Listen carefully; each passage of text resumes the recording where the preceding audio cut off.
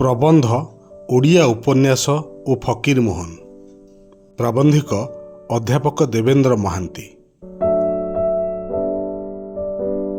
ଗଳ୍ପ ବା କାହାଣୀର ପ୍ରଚଳନ ମନୁଷ୍ୟ ସମାଜରେ କେଉଁ ଆଦିମ କାଳରୁ ଯେ ଆରମ୍ଭ ହୋଇଅଛି ତାହାର ଐତିହାସିକ ବିବରଣୀ ଦେବା ଏକାବେଳକେ ଅସମ୍ଭବ। ସାହିତ୍ୟ ସମୀକ୍ଷକମାନେ ମତ ପ୍ରଦାନ କରନ୍ତି ଯେ ବହୁ ପୁରାତନ କାଳରୁ ମନୁଷ୍ୟ ସମାଜରେ କାହାଣୀ ଶୁଣିବାର ପ୍ରଥା ପ୍ରଚଳିତ। କୌଣସି ସ୍ଥାନରେ ଦଳେ ଲୋକ କାମ କରିବା ସମୟରେ ସେମାନଙ୍କ ମଧ୍ୟରୁ ଜଣେ ଲୋକ କାହାଣୀ କହେ ଓ ଅନ୍ୟମାନେ କାମ କରିବା ସଙ୍ଗେ ସଙ୍ଗେ ଗଳ୍ପ ଶୁଣନ୍ତି। ଏହାଫଳରେ ସେମାନଙ୍କର ଶ୍ରମଜନିତ କ୍ଳାନ୍ତି ଲାଘବ ହୋଇଥାଏ।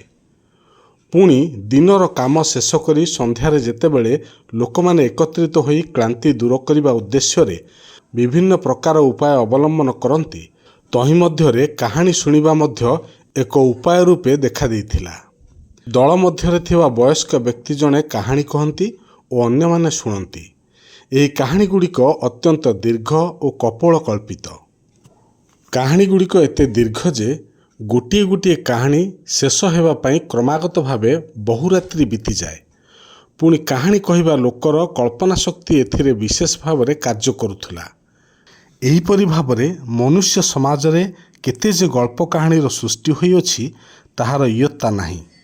ଯୁଗ ଯୁଗ ଧରି ଲୋକମୁଖରେ ଗଡ଼ି ଆସିଥିବା ଏହିପରି ଅନେକ କପୋଳ କଳ୍ପିତ କାହାଣୀ ଲୋକକଥା ନାମରେ ଅଦ୍ୟାବଧି ପ୍ରଚଳିତ। ଶିଶୁମାନଙ୍କର ମନୋରଞ୍ଜନ ଉଦ୍ଦେଶ୍ୟରେ ପରିବାର ମଧ୍ୟରେ ଗଳ୍ପ ବା କାହାଣୀର ପ୍ରଚଳନ ଆମ ସମାଜରେ ଏକ ମୁଖ୍ୟ ସ୍ଥାନ ଗ୍ରହଣ କରିଅଛି। ଆଈ ମା'ର କାହାଣୀ ପେଡ଼ି ଶିଶୁମାନଙ୍କୁ ଅତ୍ୟନ୍ତ ମୁଗ୍ଧ କରିଥାଏ। ରଜା ପୁଅ, ମନ୍ତ୍ରୀ ପୁଅ, କଲରେଇ ବେଣ୍ଟ, ଚକୁଳିଆ ପଣ୍ଡା ଓ ବୁଢ଼ୀ ଅସୁରୁଣୀ ପ୍ରଭୃତି ବହୁ ପ୍ରକାର କାହାଣୀ ଏହିପରି ପ୍ରଚଳିତ। ପ୍ରାଚୀନ କାଳରୁ ଗଡ଼ି ଆସିଥିବା ଏହି ପ୍ରକାର କାହାଣୀ ମନୁଷ୍ୟ ସମାଜରେ ବହୁ ପ୍ରକାରରେ ବହୁ ଲୋକଙ୍କୁ ମୁଗ୍ଧ କରିଅଛି। ସେ ଯାହା ହେଉନା କାହିଁକି, ଗଳ୍ପ ବା କାହାଣୀ ଶୁଣିବା ମନୁଷ୍ୟ ସମାଜର ଏକ ଆଦିମ ପ୍ରବୃତ୍ତି। ଏହି ପ୍ରବୃତ୍ତି ସମୟର ଗତିରେ ବହୁ ପରିବର୍ତ୍ତିତ ରୂପ ଗ୍ରହଣ କରିଅଛି। କଳା, ସାହିତ୍ୟ, ସ୍ଥାପତ୍ୟ ସବୁଥିରେ ଯେପରି କାହାଣୀ ବା ଗଳ୍ପ ନିଜକୁ ପ୍ରତିଷ୍ଠିତ କରିଅଛି ବୋଲି ମନେହୁଏ। ପୁରାଣ, କାବ୍ୟ, କବିତା, ନାଟକ, ସାହିତ୍ୟର ଯେକୌଣସି ବିଭାଗରେ ଗଳ୍ପାଂଶ ହିଁ ମୁଖ୍ୟ ସ୍ଥାନ ଗ୍ରହଣ କରିଅଛି। ପ୍ରାଚୀନ କାଳରୁ ଗଡ଼ି ଆସିଥିବା କାହାଣୀ ବା ଗଳ୍ପଗୁଡ଼ିକ ଗଦ୍ୟରେ କଥିତ ହୋଇଥାଏ। ଗଳ୍ପ ମଝିରେ ଶ୍ରୋତାମାନଙ୍କର ମନୋରଞ୍ଜନ ଉଦ୍ଦେଶ୍ୟରେ ଅନେକ ସମୟରେ ଗୀତ, ଢଗଢମାଳି ବା ପଦ୍ୟର ସଂଯୋଜନା କରାଯାଇଥାଏ। କାହାଣୀର ଆରମ୍ଭରେ ଗୋଟିଏ ଢଗ ଏବଂ ଶେଷରେ ମଧ୍ୟ ଗୋଟିଏ ଗୋଟିଏ ଢଗ ଅନେକ ସମୟରେ ଯୋଡ଼ି ଦିଆଯାଇ କାହାଣୀକୁ ସରସ ଓ ଉପଭୋଗ୍ୟ କରାଯାଉଥିଲା। ଓଡ଼ିଆ ଭାଷାରେ ଏହି ପ୍ରକାର କପୋଳ କଳ୍ପିତ ଓ ଶିକ୍ଷାଦାନକାରୀ ବହୁ କାହାଣୀ ପ୍ରାଚୀନ କାଳରୁ ପ୍ରଚଳିତ ହୋଇଆସୁଛି। ଏ ପ୍ରକାର କାହାଣୀଗୁଡ଼ିକର ସାହିତ୍ୟିକ ମୂଲ୍ୟ ବିଶେଷ ଭାବରେ ଉପଲବ୍ଧ ହୋଇନଥାଏ। ଓଡ଼ିଆ ସାହିତ୍ୟର ଆଦିକାଳରେ ସାରଳା ଦାସଙ୍କର ପୁରାଣର ସୃଷ୍ଟି, ସାରଳା ଦାସଙ୍କର ମହାଭାରତ ଓ ବିଲଙ୍କା ରାମାୟଣର କଳେବର ମଧ୍ୟରେ ଏହି ପ୍ରକାର ବହୁ କାହାଣୀ ସ୍ଥାନ ପାଇଅଛି। ଲୋକମାନଙ୍କୁ ଶିକ୍ଷାଦାନ କରିବା ଉଦ୍ଦେଶ୍ୟରେ ସାରଳା ଦାସ ବହୁ କାହାଣୀ ନିଜ ମନରୁ ଗଢ଼ି ତାଙ୍କ ମହାଭାରତରେ ଖଞ୍ଜି ଦେଇଛନ୍ତି।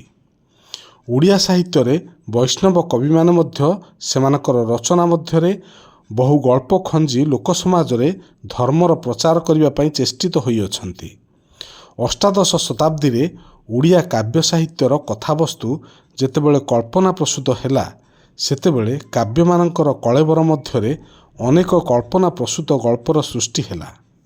ଓଡ଼ିଆ ସାହିତ୍ୟରେ ଆଧୁନିକ ଯୁଗରେ ଯେଉଁ କବିମାନେ କାବ୍ୟ ରଚନା କରିଅଛନ୍ତି, ସେମାନେ ନିଜ ନିଜର କଳ୍ପନାରୁ ହେଉ ବା ଆହରଣ ସୂତ୍ରରୁ ହେଉ ବହୁ ଗଳ୍ପ ସେମାନଙ୍କର କାବ୍ୟର କଥାବସ୍ତୁ ମଧ୍ୟରେ ସଂଯୋଜନା କରିଅଛନ୍ତି। କାବ୍ୟ, କବିତା ବା ପୁରାଣ ମଧ୍ୟରେ ଗଳ୍ପ ରଚନାର କଥାବସ୍ତୁ ରୂପେ ସ୍ଥାନ ଗ୍ରହଣ କରିଥାଏ।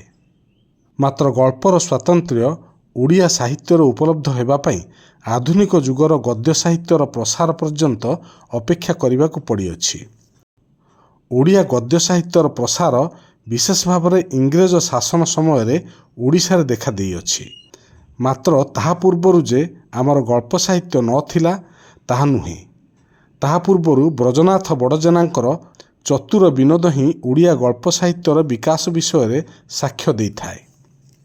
ଇଂରେଜ ଶାସନର ଆରମ୍ଭରେ ଓଡ଼ିଶାକୁ ଯେତେବେଳେ ଇଂରେଜ ପାଦ୍ରୀମାନେ ସେମାନଙ୍କର ଧର୍ମ ପ୍ରଚାର କରିବାକୁ ଆସିଥିଲେ, ସେମାନେ ବାଇବେଲର ଓଡ଼ିଆ ଅନୁବାଦ କରି ଖ୍ରୀଷ୍ଟ ଧର୍ମର ବାଣୀ ଓଡ଼ିଆମାନଙ୍କର କାନରେ ପକାଇଥିଲେ। ଓଡ଼ିଆ ଗଦ୍ୟ ସାହିତ୍ୟର ବିକାଶ ମଧ୍ୟ ଆଉ ଗୋଟିଏ ଦୃଷ୍ଟିରୁ ଏହି ପାଦ୍ରୀମାନଙ୍କର ପ୍ରଚେଷ୍ଟାର ପରିଣାମ ରୂପେ ଅନୁଭୂତ ହୁଏ। ପାଦ୍ରୀମାନେ ଖ୍ରୀଷ୍ଟ ଧର୍ମର ବାଣୀ ପ୍ରଚାର ଉଦ୍ଦେଶ୍ୟରେ ଓଡ଼ିଆ ଭାଷାରେ ବିଭିନ୍ନ ପତ୍ରପତ୍ରିକା ପ୍ରକାଶ କରିଥିଲେ। ଏହି ପତ୍ରପତ୍ରିକା ପ୍ରକାଶ ଦ୍ୱାରା ସେମାନେ କିମ୍ଭୂତ କିମ୍ବାକାର ଓଡ଼ିଆ ଗଦ୍ୟ ସୃଷ୍ଟି କରିଥିଲେ। ସେ ଯାହା ହେଉନା କାହିଁକି, ପାଦ୍ରୀମାନଙ୍କର ଏହି ପ୍ରଚେଷ୍ଟା ସେ ସମୟର ଓଡ଼ିଆ ଗଦ୍ୟର ବିକାଶ ପର୍ଯ୍ୟାୟରେ ଏକ ସୁଦୃଢ଼ ପଦକ୍ଷେପ ରୂପେ ବିବେଚିତ ହୋଇଅଛି। କେବଳ ସେତିକି ନୁହେଁ, ପାଦ୍ରୀମାନେ ବାଇବେଲର ଯେଉଁ ଓଡ଼ିଆ ଅନୁବାଦ କରିଥିଲେ, ତାହାର ଭାଷା ମଧ୍ୟ ନିତାନ୍ତ ବିକୃତ ଭାଷା ଥିଲା। ସେ ବିଷୟରେ ଫକୀରମୋହନ ସେନାପତି ବାଲେଶ୍ୱରରେ ଶିକ୍ଷକତା କରିବା ସମୟରେ ଯେଉଁ ଅନୁଭୂତି ଲାଭ କରିଥିଲେ, ତାହା ତାଙ୍କର ଆତ୍ମଜୀବନ ଚରିତରେ ବିସ୍ତୃତ ଭାବରେ ବର୍ଣ୍ଣିତ ହୋଇଅଛି। ପାଦ୍ରୀମାନେ ଯେଉଁ ପ୍ରକାର ଓଡ଼ିଆ ଗଦ୍ୟ ସୃଷ୍ଟି କରିଥିଲେ, ତାହା କାଳକ୍ରମେ ମାର୍ଜିତ ରୂପେ ଗ୍ରହଣ କରିଅଛି। ସେମାନଙ୍କର ପ୍ରଚେଷ୍ଟା ଆମକୁ ଯେ ଓଡ଼ିଆ ଗଦ୍ୟର ଭୂୟ ବିକାଶ ଦିଗରେ ପ୍ରବଳ ଭାବରେ ଉତ୍ସାହିତ କରିଅଛି, ଏ କଥା ଭୁଲିଗଲେ ଚଳିବ ନାହିଁ। ପତ୍ରପତ୍ରିକାରେ ପ୍ରକାଶନ ଆଧୁନିକ ଓଡ଼ିଆ ସାହିତ୍ୟର ବିକାଶ ପର୍ଯ୍ୟାୟର ଏକ ମୁଖ୍ୟ କାରଣ। ପତ୍ରପତ୍ରିକା ପ୍ରକାଶନ କ୍ଷେତ୍ରରେ ମଧ୍ୟ ପାଦ୍ରୀମାନଙ୍କର ଉଦ୍ୟମ ଆମକୁ ଉତ୍ସାହିତ କରିଅଛି। ଇଂରେଜମାନେ ଓଡ଼ିଶାକୁ ଆସିବାର 50 ବର୍ଷ ପୂର୍ବରୁ ବଙ୍ଗଳାରେ ସେମାନଙ୍କର ସ୍ଥାନ ପ୍ରତିଷ୍ଠିତ କରିସାରିଅଛନ୍ତି। ଇଂରାଜୀ ଶିକ୍ଷାର ସଂସ୍ପର୍ଶରେ ଆସିବା ଫଳରେ ବଙ୍ଗଳାରେ ଆଧୁନିକ ମତବାଦ ବହୁ ପୂର୍ବରୁ ବିକାଶ ଲାଭ କରିଅଛି। ତେଣୁ ଆଧୁନିକ ସାହିତ୍ୟର ବିକାଶ ବିଷୟରେ ଓଡ଼ିଶା ବଙ୍ଗଳାର ପରବର୍ତ୍ତୀ। ଆଧୁନିକ ଓଡ଼ିଆ ସାହିତ୍ୟ କବିବର ରାଧାନାଥଙ୍କ ଦ୍ୱାରା ବିକଶିତ ଓ ପ୍ରତିଷ୍ଠିତ ହୋଇଅଛି। କବିବର ରାଧାନାଥ କାବ୍ୟ କବିତା ସୃଷ୍ଟିରେ ମୁଖ୍ୟତଃ ଅଗ୍ରଣୀ ଥିଲେ। ତେଣୁ ତାଙ୍କ ଲେଖନୀରୁ ଗଦ୍ୟ ସାହିତ୍ୟର ବିକାଶ ବିଶେଷ ଭାବରେ ହୋଇପାରି ନାହିଁ। ଆଧୁନିକ ଯୁଗରେ ଗଦ୍ୟ ସାହିତ୍ୟର ପ୍ରାଧାନ୍ୟ ସୂଚିତ ହେବା ସମୟରେ ଫକୀରମୋହନ ଗଳ୍ପ ଓ ଉପନ୍ୟାସ ରଚନା ଦ୍ୱାରା ଓଡ଼ିଆ ଗଦ୍ୟ ସାହିତ୍ୟକୁ ସମୃଦ୍ଧ କରିଅଛନ୍ତି। ଓଡ଼ିଆ ଉପନ୍ୟାସ ସାହିତ୍ୟର ସୃଷ୍ଟି ଏହି ଆଧୁନିକ ଯୁଗରେ ହିଁ ସମ୍ଭବ ହୋଇଅଛି। ଫକୀରମୋହନଙ୍କର ପୂର୍ବରୁ ଯେଉଁ କେତେଗୋଟି ଉପନ୍ୟାସ ଓଡ଼ିଆ ସାହିତ୍ୟରେ ରଚିତ ହୋଇଥିଲା, ସେଗୁଡ଼ିକ ଓଡ଼ିଆ ଉପନ୍ୟାସର ପ୍ରକୃଷ୍ଟ ପରିଚୟ ଦେବାକୁ ଅକ୍ଷମ। ଓଡ଼ିଆ ଉପନ୍ୟାସ ସାହିତ୍ୟର ଆଦିକାଳରେ 3 ଜଣ ଲେଖକ ସେମାନଙ୍କର ଲେଖନୀ ଚାଳନା କରି 3 ଗୋଟି ଉପନ୍ୟାସ ସୃଷ୍ଟି କରିଅଛନ୍ତି। ଉମେଶ ଚନ୍ଦ୍ର ସରକାରଙ୍କର ପଦ୍ମମାଳୀ, ଗୋପାଳ ବଲ୍ଲଭ ଦାସଙ୍କର ଭୀମା ଭୂୟାଁ ଓ ରାମଶଙ୍କର ରାୟଙ୍କର ବିବାସିନୀ। ଏହି 3 ଗୋଟି ଉପନ୍ୟାସ ଓଡ଼ିଆ ସାହିତ୍ୟର ଉପନ୍ୟାସ ରାଜ୍ୟର ଆଦ୍ୟ ସଂକେତ। ପ୍ରକୃତ ପକ୍ଷରେ ଦେଖିବାକୁ ଗଲେ ପଦ୍ମମାଳୀ ଓଡ଼ିଆ ସାହିତ୍ୟର ପ୍ରଥମ ଉପନ୍ୟାସ। ପଦ୍ମମାଳୀର ପ୍ରକାଶ କାଳ 1887 ସାଲ। ତେଣୁ ଉମେଶ ଚନ୍ଦ୍ର ଓଡ଼ିଆ ସାହିତ୍ୟର ପ୍ରଥମ ଔପନ୍ୟାସିକ। ମାତ୍ର ରାମଶଙ୍କର ରାୟ ତାଙ୍କର ଗ୍ରନ୍ଥାବଳୀର ମୁଖବନ୍ଧରେ ଲେଖିଅଛନ୍ତି ଯେ, ସେ କଲେଜରେ ପଢ଼ୁଥିବା ସମୟରେ ଉତ୍କଳ ମଧୁପ ନାମକ ପତ୍ରିକାରେ ଧାରାବାହିକ ଭାବରେ ସୌଦାମିନୀ ନାମକ ଉପନ୍ୟାସ ଲେଖିଥିଲେ। ଉତ୍କଳ ମଧୁପର ପ୍ରକାଶନ ବନ୍ଦ ହୋଇଯିବାରୁ ସୌଦାମିନୀ ଅସମ୍ପୂର୍ଣ୍ଣ ରହିଗଲା। ପୁଣି ଉତ୍କଳ ପ୍ରଭା ନାମକ ପତ୍ରିକାରେ ସେ ବିବାସିନୀ ଉପନ୍ୟାସକୁ ଲେଖି ପ୍ରକାଶ କରିଥିଲେ। ବିବାସିନୀ ପ୍ରକାଶ ପାଇଅଛି 1891-92 ସାଲରେ। ବିବାସିନୀ ବିଷୟ ଉଲ୍ଲେଖ କରି ରାମଶଙ୍କର ତାହାକୁ ପ୍ରଥମ ଓଡ଼ିଆ ଉପନ୍ୟାସ ବୋଲି କହି ନିଜକୁ ପ୍ରଥମ ଓଡ଼ିଆ ଉପନ୍ୟାସିକ ରୂପେ ଦାବି କରିଅଛନ୍ତି। ତାଙ୍କର ଏ ଦାବି ଯଥାର୍ଥ ନୁହେଁ। ବାସ୍ତବରେ ପଦ୍ମମାଳୀ ପ୍ରଥମ ଓଡ଼ିଆ ଉପନ୍ୟାସ ଏବଂ ଉମେଶ ଚନ୍ଦ୍ର ପ୍ରଥମ ଔପନ୍ୟାସିକ। ପଦ୍ମମାଳୀ, ଭୀମ ଭୂୟାଁ ଓ ବିବାସିନୀରେ ଓଡ଼ିଆ ଜୀବନର କେତେକ କଥା ବର୍ଣ୍ଣିତ ହୋଇଥିଲେ ହେଁ ଏଗୁଡ଼ିକ ଓଡ଼ିଆ ଉପନ୍ୟାସର ପ୍ରକୃଷ୍ଟ ପରିଚୟ ଦେବାକୁ ଅକ୍ଷମ। ଏହି 3 ଗୋଟି ଉପନ୍ୟାସ ଓଡ଼ିଆ ସାହିତ୍ୟରେ ଓଡ଼ିଆ ଉପନ୍ୟାସର ଯେଉଁ ଭିତ୍ତି ପ୍ରସ୍ତର ସ୍ଥାପନ କରିଥିଲେ, ସେହି ଭିତ୍ତି ଉପରେ ପରବର୍ତ୍ତୀ କାଳରେ ଗଢ଼ି ଉଠିଛି ଫକୀରମୋହନଙ୍କର ଉତ୍ତୁଙ୍ଗ ଉପନ୍ୟାସ ପ୍ରାସାଦ। ଉପରୋକ୍ତ ଉପନ୍ୟାସ ଗୁଡ଼ିକ ଉପରେ ପଦ୍ୟ ସାହିତ୍ୟର ପ୍ରଭାବ ଅନେକ ସ୍ଥଳରେ ପରିଦୃଷ୍ଟ ହୁଏ। ଏହି ଉପନ୍ୟାସ ଗୁଡ଼ିକର ବର୍ଣ୍ଣନାଶୈଳୀ ଦେଖିଲେ ମନେହୁଏ ସତେ ଯେପରି ସ୍ଥଳ ବିଶେଷରେ କୌଣସି କାବ୍ୟର ଅଂଶ ଗଦ୍ୟରେ ପରିବର୍ତ୍ତିତ ହୋଇ ଲେଖାଯାଇଅଛି। ପଦ୍ମମାଳୀ ଉପନ୍ୟାସ ଗୋଟିଏ ପ୍ରେମମୂଳକ କାହାଣୀକୁ ନେଇ ରଚିତ ହୋଇଥିଲେ ହେଁ ଏଥିରେ ଯେଉଁ ରାଜନୈତିକ ଘଟଣାର ଚିତ୍ର ଦିଆଯାଇଅଛି ତାହା ଆଂଶିକ ଐତିହାସିକ। ଊନବିଂଶ ଶତାବ୍ଦୀର ଓଡ଼ିଆ ଜୀବନର କିଞ୍ଚିତ୍ ଆଭାସ ଏଥିରୁ ମିଳିଥାଏ। ଭୀମା ଭୂୟାଁ ଉପନ୍ୟାସରେ ଭୂୟାଁ ଜାତିର ସରଳ ଜୀବନର ଚିତ୍ର ପ୍ରଦର୍ଶିତ। ସେ ସମୟର ରାଜତନ୍ତ୍ର ଶାସନରେ ସରଳ ଭୂୟାଁ ଜାତି କିପରି ଭାବରେ ବଞ୍ଚିବାର ଉପାଦାନ ପାଇଅଛି ତାହାର କିଞ୍ଚିତ୍ ଆଭାସ ଏଥିରେ ଅଛି।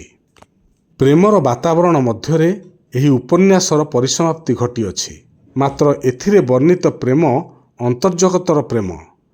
ବିବାସିନୀ ଉପନ୍ୟାସରେ ମରହଟ୍ଟା ଯୁଗର ସାମାଜିକ ଜୀବନର ଚିତ୍ର ଅଙ୍କିତ ହୋଇଅଛି। ମାତ୍ର ଫକୀରମୋହନଙ୍କ ଉପନ୍ୟାସ ଗୁଡ଼ିକରେ ବିଂଶ ଶତାବ୍ଦୀର ସାମାଜିକ, ରାଜନୈତିକ ତଥା ଅର୍ଥନୈତିକ ଜୀବନର ଯେଉଁ ଗଭୀର ବିଶ୍ଳେଷଣ କରାଯାଇଅଛି ତାହା ଅନନ୍ୟ ସାଧାରଣ। 1897 ସାଲ ଅକ୍ଟୋବର ମାସରେ 6 ମାଣ 8 ଗୁଣ୍ଠ ଯେଉଁ ନୂତନ ସନ୍ଦେଶ ନେଇ ଓଡ଼ିଆ ସାହିତ୍ୟରେ ଆତ୍ମପ୍ରକାଶ କଲା ତାହା ଓଡ଼ିଆ ଗଣଜୀବନର ବାସ୍ତବ ଚିତ୍ର ପ୍ରଦାନ କରିବା ସଙ୍ଗେ ସଙ୍ଗେ ଓଡ଼ିଆ ସାହିତ୍ୟକୁ ଏକ ନୂତନ ଦିଗ୍ଦର୍ଶନର ସନ୍ଧାନ ଦେଲା।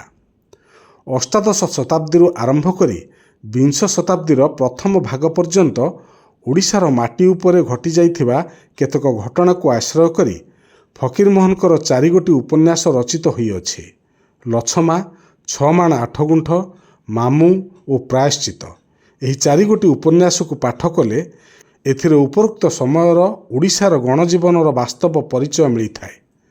ଫକୀରମୋହନ ଓଡ଼ିଆ ଉପନ୍ୟାସ ରଚନା କ୍ଷେତ୍ରରେ ଯେଉଁ ଆଦର୍ଶର ପ୍ରତିଷ୍ଠା କରିଯାଇଅଛନ୍ତି ତାହା ଅଧୁନାତନ କାଳ ପର୍ଯ୍ୟନ୍ତ ଲେଖକମାନଙ୍କର ଆଦର୍ଶ ହୋଇ ରହିଅଛି।